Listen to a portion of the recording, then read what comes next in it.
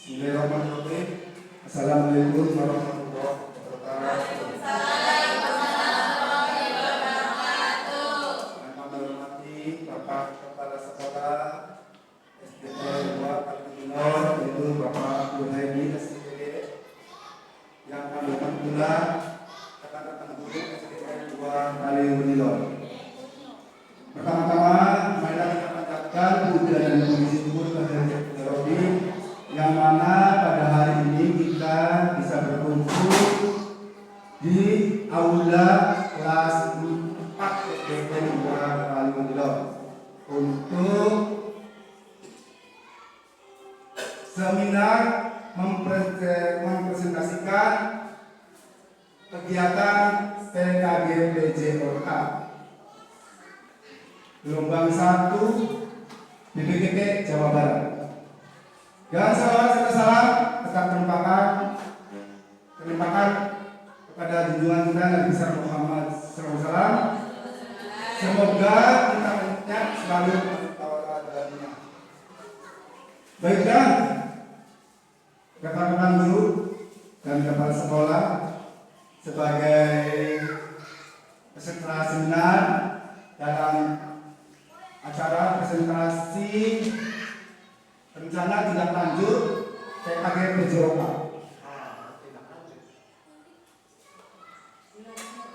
Dalam kegiatan PJOK gelombang 1 ini itu dengan judul atau materi diseminasi, bukan diseminasi. Nah, diseminasi ini mungkin kata dasar dari seminar mungkin. Makanya diseminasi yang artinya itu menyebarluaskan atau menyebarluaskan informasi-informasi atau ide-ide atau gagasan-gagasan yang bermanfaat dan ada faedahnya. Nah, di dalam diseminasi ini itu terdapat pembelajaran diferensiasi. Nah, mungkin yang pernah mengalami guru penggerak, BPG dan sebagainya mungkin semuanya pernah lah, BPG juga. Nah, diferensiasi itu, nah, jadi pendekatan pembelajaran yang tidak semua anak itu memiliki minat atau bakat yang sama. Ya, misalnya dibedakan dalam mengajar, misalnya dalam olahraga, misal. Nah, ini dalam menendang cuma bisa menendang aja, menendang depan. Yang sebagian bisa menendang dengan kaki bagian dalam dan kaki bagian luar dengan tubuh. Nah, yang ketiga misal dikelompokkan lagi bisa mendribbling terus menyunting. Nah, itu di mengelompokkan.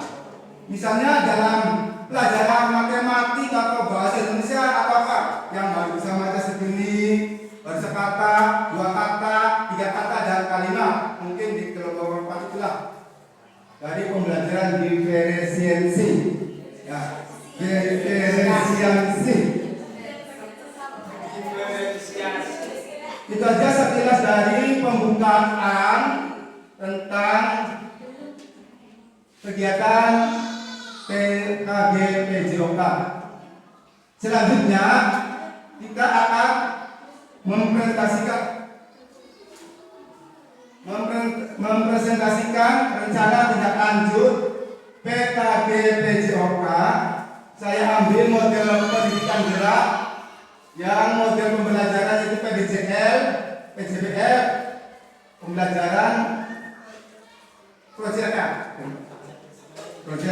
based learning.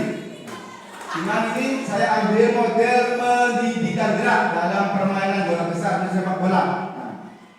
Banyak model, ada model pendidikan gerak, model kebugaran dan model SEM. SEM itu sport, education, olahraga, pendidikan, Sport education model, model. Nah, kalau di dalam olahraga itu semua kegiatan itu ditangani oleh peserta didik. Kalau SEM itu mau jadi panitia, pastinya peserta didik semua, dari pelatih, coach, manajer, wasit, terus peserta didiknya, hakim garis, semuanya itu dikelola oleh peserta didik. Nah, ibarat kalau kita di pelajaran PKN sama dengan demokrasi mungkin, ya. Nah, ada struktur organisasinya. Nah, bisa di PKN juga nanti misalnya siapa yang dari Paku, siapa yang di DRT, misal atau kelembagaan. Bisa disambungkan dengan pelajaran PKN. Karena saya juga disitunya dihubungkan dengan pelajaran PKN dan IPS. Karena hubungannya dengan organisasi kepanitiaan. Next. Nah, selanjutnya dalam pembuatan rencana tindak lanjut, saya ambil latar belakang. Pada zaman sekarang ini peserta didik masuk sebagai generasi Z. Artinya generasi Z itu dari generasi milenial sampai ke generasi teknologi. Ya, nah, terus yang banyak menerima arus informasi-informasi dari lewat internet, informasi yang cepat. Nah, sebagian informasi itu ada yang sesuai dan ada yang tidak sesuai. Nah, makanya dikhawatirkan nilai tradisi asing akan menghilangkan tradisi bangsa kita. Nah, bermain tidak lagi menjadi aktivitas fisik yang menjadi tumbuh kembang anak. Permainan sekarang adalah game online. Nah, seperti anak-anak. Nah, makanya PJOK merupakan bagian integral dari pendidikan secara keseluruhan yang memiliki peran dalam membina pertumbuhan fisik, pengembangan fisikis, serta keterampilan motorik, pengetahuan, dan penghayatan nilai-nilai pembentukan pola hidup sehat. Permainan sepak bola dalam pembelajaran PJOK dapat membantu peserta didik dalam bersosialisasi dengan temannya. Selain itu, bermain dengan permainan sepak bola sangat diperlukan untuk perkembangan gerak dan kebugaran peserta didik. Itulah latar belakang dari RTL yang saya buat. Next. Selanjutnya, tujuan program. Apa tujuan program dari pembuatan RTL itu? Satu, sesuai dengan judulnya, yaitu pendidikan keterampilan. Satu, mengembangkan keterampilan gerak, pengetahuan, dan pemahaman. Yang kedua, membuat kegiatan aktivitas fisik untuk meningkatkan keterampilan dan kebugaran.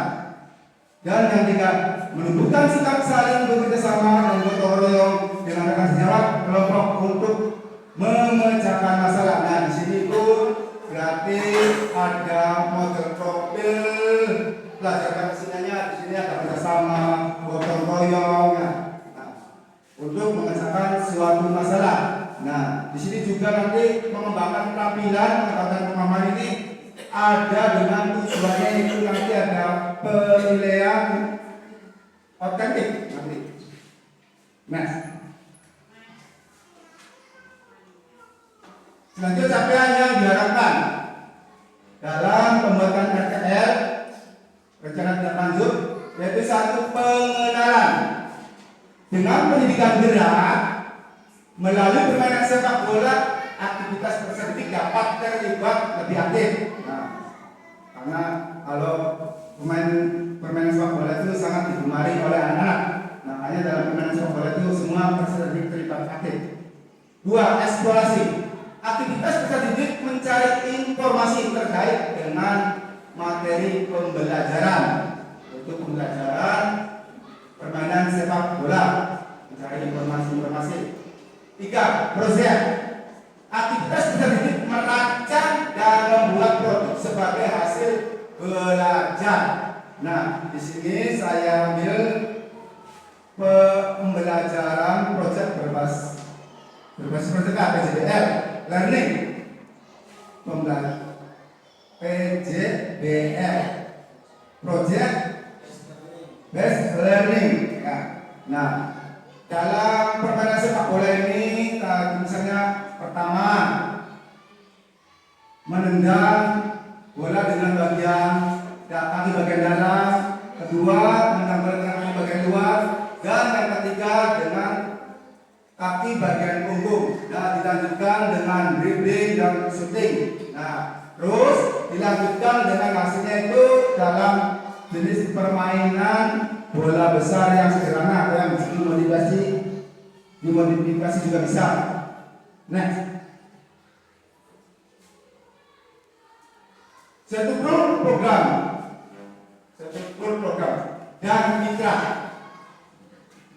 Program yang dibuat merupakan kokurikuler yang menjadi upaya untuk mendalami dan menghayati materi pelajaran yang didapat melalui kegiatan permainan bola besar. Kokurikuler sebagai pendalamannya, bukan kurikuler dalam sekolah ini sih untuk pendalaman, penguatan. Kalau ekstrakurikuler jadwal. Nah, di sini tuh bisa jadi outbound, stadion juga termasuk di sini tuh saya baca-bacanya outbound, stadion tuh bisa masuk di kokurikuler. Terus peserta didik yang terlibat dari kelas 5 dan 6 baik laki-laki maupun perempuan. Nah, sekarang dalam pelajaran olahraga itu terlibat baik laki-laki dan perempuan itu enggak dipisah-pisah, enggak membedakan gender. Ya, bisa meratakan, mau main bola bersama bisa dicampur karena tidak membeda-bedakan gender atau jenis kelamin. Terus, nah, dulu saya pernah mengucapkan anak laki-laki menendang bola.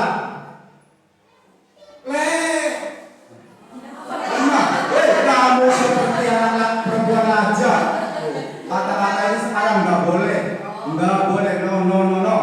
Nah, nggak boleh nanti si peserta didik tersebut nanti merasa tersinggung, ya mungkin malu karena dibully. Mungkin sekarang tidak boleh membuli peserta didik atau membeda-bedakan. Sekarang sama rata. Misal modelnya pembelajaran inklusi.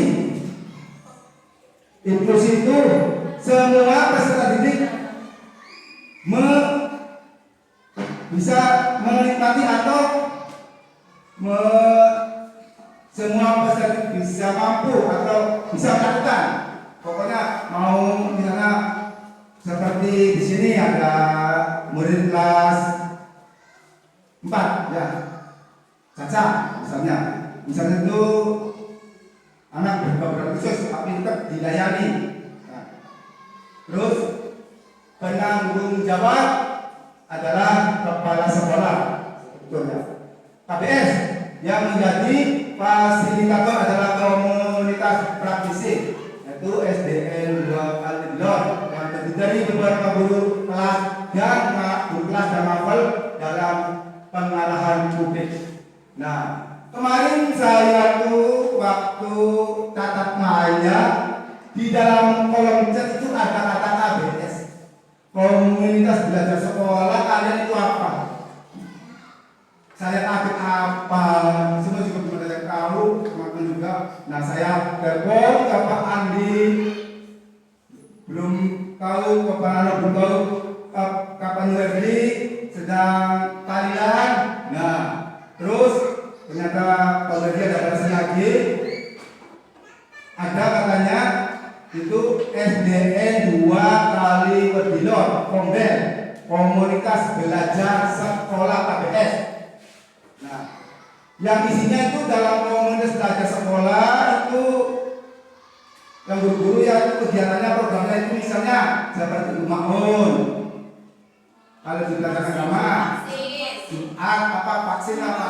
Nah, Yasinan, Al-Ma'ulusaan dan Infak itu program guru agama. Sedangkan guru olahraga itu senam bersama, misalnya programnya ya. Nah, terus ada lagi program apa, penyambutan siswa di pagi hari di pintu gerbang. Misalnya apalagi kegiatan-kegiatan pokoknya yang menjadi program itu dinaungi oleh KBS, ya, komunitas belajar sekolah. Dengan belajar SD kita itu SDN 2 kali betul. Mitra dengan wali kelas sebagai koordinator dengan masing-masing kelas. Mitra dengan guru kelas. Terus kematian peserta dan yang lain yang asal dari peserta didik. Terus lanjut. Kapasitas yang dimiliki, kapasitas itu aset. Kekuatan yang dimiliki oleh SD kita. Sekolah kita memiliki kepala sekolah, guru, tenaga. Nah, tenaga kependidikannya profesional sesuai dengan kualifikasi akademiknya. Nah, maksudnya ini aset manusia. Nah, kan ada 7 aset dalam kapasitas yang dimiliki oleh sekolah itu, yaitu 1 aset manusia, aset sosial, aset budaya, agama dan budaya, aset politik, finansial, lingkungan, dan satunya apa lagi ya? Nah, pokoknya ada 7. Aset fisik, yang satunya aset fisik, ada 7 aset atau kekuatan yang dimiliki sekolah itu. Nah, di sini kepala sekolah, guru, tenaga pendidikan yang berperan sesuai dengan kualifikasi akademiknya itu termasuk aset manusia. Nah, di sekolah kami ini memiliki kurang lebih 435 peserta didik. Masing-masing kelas akan mengirimkan perwakilan sesuai minat dan bakatnya untuk menjadi panitia dalam suatu permainan bola bersama. Itu hubungkan dengan kegiatan SEM. Nah, sport edukasi model kepanitiaan. Terus 3, sekolah memiliki halaman sekolah yang sangat luas yang bisa digunakan untuk aktivitas olahraga. Pas. Terus sekolah memiliki jaringan internet yang sangat mendukung proses pembelajaran utamanya di dalam kelas. Utama dan kegiatan-kegiatan di halaman sekolah juga bisa karena masih bisa koneksi dengan internet. Next. Rencana evaluasi. Nah, 1. Evaluasi secara menyeluruh. Setelah pelaksanaan selesai, apa yang sudah baik dan apa yang harus ditingkatkan. Melihat dari umpan balik peserta didik. Nah, jadi umpan balik dan peserta didik, jadi kalian jawab dengan peserta didik apa yang kekurangan dalam Pak Guru menyampaikan pendaftaran. Nah, peserta didik mengusulkan atau menanyakan pendapatnya masing-masing ke gurunya, dan gurunya juga mengumpan balik kepada peserta didik. Lanjut. Evaluasi berupa kuesioner atau wawancara. Nah, jawab ya, kuesioner wawancara. 2. Mendokumentasikan proses kegiatan permainan bola besar peserta didik berupa video dan foto-foto. Mencatat hasil pengamatan tentang kebiasaan bekerjasama dalam tim. Saya sudah sedikit di sini karena hubungannya dengan pendidikan negara dan penilaian otentik. Evaluasi secara menyeluruh setelah pelaksanaan selesai, apa yang sudah baik dan apa yang harus ditingkatkan melihat dari umpan balik peserta didik. Nah, penilaian otentik itu tadi sudah dijelaskan di awal, yaitu pertama, misalnya peserta didik itu melakukan tendangan dengan kaki bagian dalam. Yang kedua, peserta didik menang bola dengan kaki bagian luar. Yang ketiga, peserta didik menang bola dengan punggung kaki. Dan yang keempat, peserta didik mendribling dan syuting ke gawang. Nah, itu kalau ininya saja belum masuk penilaian otentik. Nah, penilaian otentiknya diterapkan dalam permainan yang sesungguhnya atau permainan sederhana lah. Nah, yang dilakukan perspektif. Nah, oh iya, anak itu belum bisa dalam bermain. Nah, di dalam penilaian otentik ini ada penilaian keterampilan. Keterampilan itu si anak itu lihai, dia membawa bola ya, di dalam permainan yang sesungguhnya. Dan yang kedua itu pengetahuannya. Wah, pengetahuan pemikirannya saya tuh harus pakai tenang apa misalnya. Yang ketiga itu afektifnya, penempatannya. Jadi strategi harus bisa. Saya tempatnya di sini harusnya. Saya tempatnya di sini. Oh, itu adalah penilaian otentik. Jadi ada keterampilan geraknya, ada pengetahuannya, dan ada afektifnya atau bisa menempatkan diri pada posisinya. Next. Kemungkinan tantangan dari bagian rencana berlanjut ini yaitu cuaca. Cuaca ini bisa hujan, bisa panas. Nah, dalam olahraga, waduh hujan, tapi kebanyakan anak-anak ini semangat, senang. Nah, ini tantangan, tapi dunia kan harus bagaimana mengatasinya, harus bisa. Panas, sama juga. Baru setengah 9 dia udah kepanasan. Nah, bagaimana cara mengatasinya? Terus kegiatan sekolah yang bersamaan dengan kegiatan kelas. Nah, tantangan juga. Waduh, jadwal lagi lapang tes. Anggo acara buat acara perlombaan apa di sini bersamaan dengan kegiatan sekolah. Jadi kan kadang-kadang di cancel untuk hari yang kedepannya. Terus evaluasi dan umpan balik, memberikan evaluasi yang efektif dan memberikan umpan balik yang konstruktif kepada peserta didik. Umpan balik berarti obrolan guru dengan muridnya atau pertanyaan umpan balik yang efektif, yang tepat guna, dan yang konstruktif itu yang membangun. Titiknya kira-kira. Lanjut.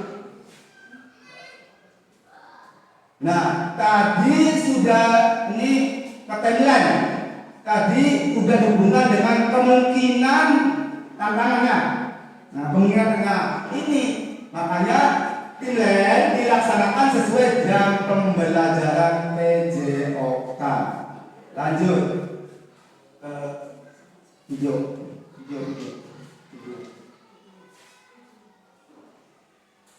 Nah, inilah video pembelajaran sepak bola model pendidikan gerak yang berbasis PJBL Project Based Learning. Peserta didik ini pertama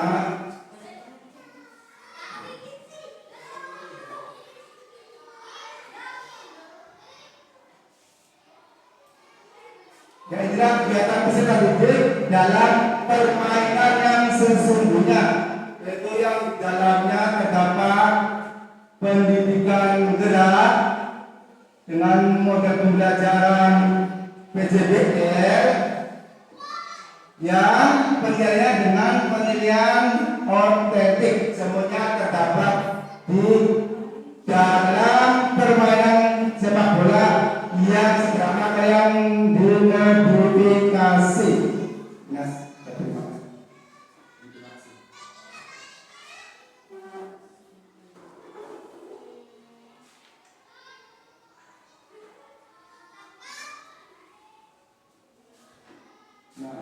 Itulah serangkaian